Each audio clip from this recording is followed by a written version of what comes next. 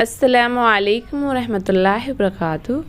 आज मैं आप सबको लफ्ज़वाद के अल्फाज और माना बताऊंगी। तो चलिए देखते हैं। अल्फाज है ज़ईफ़, माना कमज़ोर, इंग्लिश में वीक कहते हैं। ज़ियाफ़त खाना, मेहमान खाना, मेहमानदारी का मकाम, बैंक्वेट हॉल। ज़ाय बर्बाद, वेस्ट।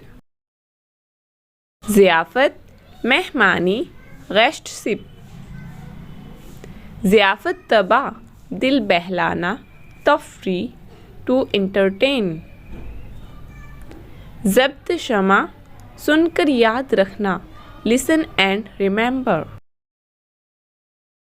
ज़ैगम दिल, शेर के जैसा दिल रखने वाला, लायन हार्टेड। झीक, घुटन, सफोकेशन। ज़रर रसानी, नुकसान पहुँचाना, कॉज हार्म।